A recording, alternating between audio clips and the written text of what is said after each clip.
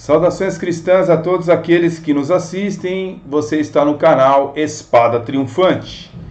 Estamos falando na era do engano, nesta série, apresentando as mentiras, os engodos, né, as falácias históricas que são apresentadas não somente para o povo brasileiro, mas para o povo de todo o planeta. É uma era de engano. Nós estamos percebendo que no decorrer das décadas a coisa só tende a piorar. Quanto mais nós se aproximamos do final dos tempos, mais o homem está sendo enganado. Nós estamos analisando a questão da historicidade brasileira. Paramos no último vídeo sobre a questão do padre Anchieta, certo? O porquê que a gente vê só uma história contada sobre José de Anchieta. Você não tem toda a história contada nos livros didáticos. Por isso que toda vez que nós formos obter algum conhecimento histórico, nós temos que ver sempre o contraponto para observar se de fato aquela história que nós estamos estudando, ela tem fundamento. Então, por exemplo, só para deixar um exemplo, você vai ler o livro Eram os Deuses Astronautas, do Erich von Däniken. É interessante você também ler o contraponto. Então, você lê, por exemplo, a verdade sobre os deuses astronautas. Então, a gente tem que sempre aprender a ler o contraponto. Dentro da teologia, isso acontece também. Há pessoas que só leem livros de teólogos arminianos. Há pessoas que só leem livros de teólogos monergistas. Isso é totalmente errado. Você tem que ler o contraponto sempre, em tudo, para você realmente testificar se aquilo que você acredita pode não estar equivocado, aquilo que você acredita, por exemplo. Nós estamos na era do engano. Tanto é que revistas como essa aqui, super interessante, fala sobre a era da mentira, certo? A era da mentira. Nesta revista, por exemplo, fala sobre a questão do engano, da mentira. Porque nunca contamos tanta mentira. A mentira faz parte da vida, mas de uns tempos para cá ela explodiu. Os dados mostram que as pessoas estão mentindo cada vez mais. Saiba por que isso está acontecendo, quais são as consequências e o que fazer para se defender desta onda. Então mostra aqui uma pessoa tirando uma foto para uma rede social dizendo que está numa balada, mas na verdade ela está de pijama em casa, Então ela tira essa foto. O que mais existe hoje é mentiras em redes sociais, Até pessoas que não viajam dizem que estão viajando. E também pessoas acrescentam um conto também, Fazem sempre uma história acrescentada na era do exibicionismo. As pessoas querem se exibir, nem que seja com mentiras. Bem, nós estamos então presenciando uma era de falácias, de mentiras, de engodo. A própria palavra de Deus diz que no final dos tempos, quando o anticristo estiver reinando, Deus vai mandar uma operação de erro para que as pessoas creiam na mentira do anticristo. Então, a tendência é que o engano realmente venha crescer na humanidade, principalmente porque o homem ele achou normal mentir, O pecado de mentira para o ser humano moderno é algo que para ele não é mentira, não existe pecado de mentira. A grande verdade é que na questão da historicidade brasileira, nós fomos muito enganados, concernente por exemplo, as missões jesuíticas, por exemplo, José de Anchieta, por exemplo, realmente ele foi santo ou foi um carrasco? Bem, nós falamos no último vídeo sobre a questão de que Anchieta ele cometeu até eutanásias, sangrando índios. Como ele via que esses índios não iam se salvar mesmo, não tinha cura para eles, ele aproveitava e ajudava eles a encontrar com a morte. Bem, isso você nunca vai encontrar num livro didático escolar. Você precisa buscar o contraponto, conhecer o outro lado da história. Então, continuando ao nosso estudo sobre a questão da era da mentira, né, a era do engano, nós vemos que o processo de canonização começou no ano da sua morte, em 1597. Então, José de Anchieta, ele fica tendo um processo para a sua beatificação, para ele se tornar um santo, né, da Igreja Católica, ao lado de Frei Galvão e ao lado de Madre Paulina. Bem, o episódio de novembro de 1566, no Rio de Janeiro, seria uma bela e ao mesmo tempo trágica história que ocorreu naqueles dias. Fato esse esquecido dos nossos livros de história.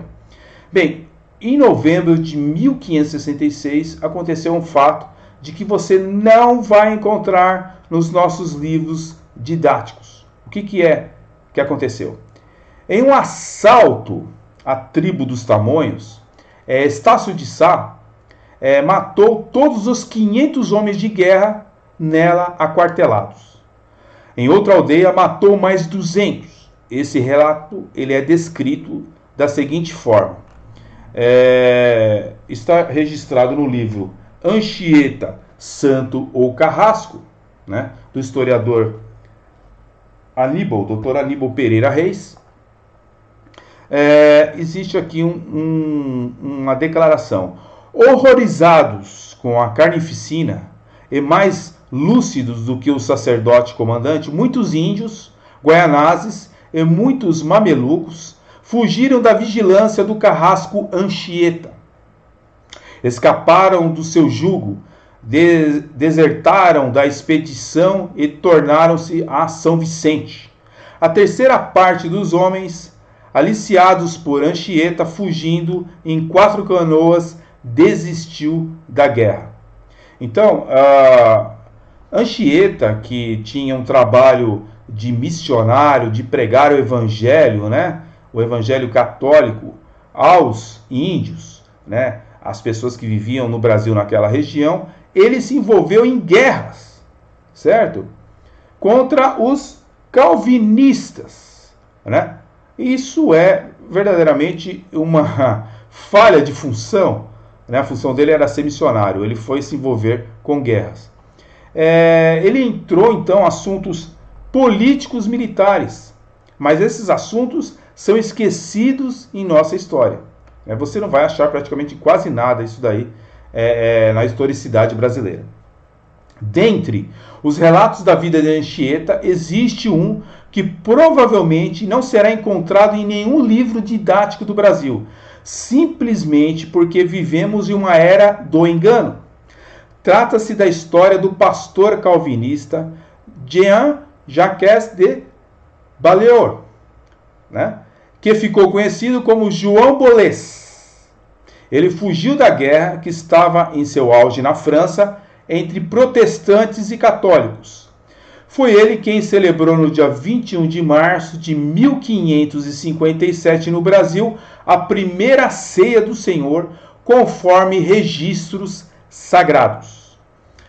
Bolès, que era esse pastor calvinista, né, e alguns pastores protestantes chegaram ao Brasil no dia 10 de fevereiro de 1555, em uma expedição comandada pelo fervoroso católico Nicolas Durand de Villegagnon, né, que viveu de 1510 a 1571.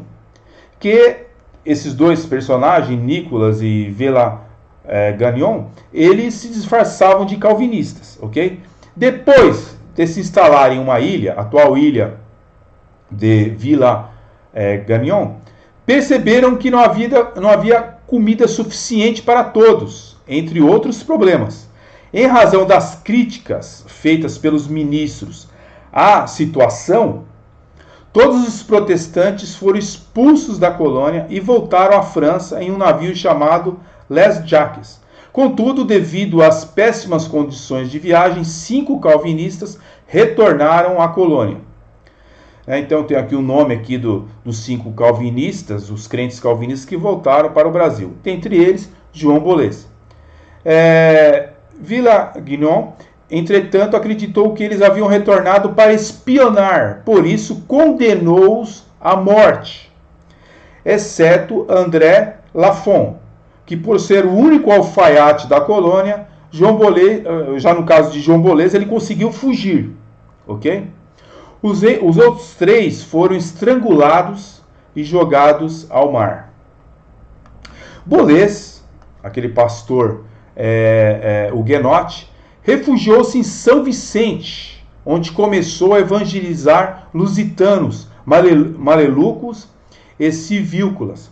O autor católico João Francisco Lisboa refere-se a ele desta forma, ou seja, um autor católico refere-se a esse pastor calvinista que retornou ao Brasil da seguinte forma: Bolés tinha um grande intelecto e era conhecedor do latim, do grego e hebraico, homem instruído e versado nas escrituras sagradas.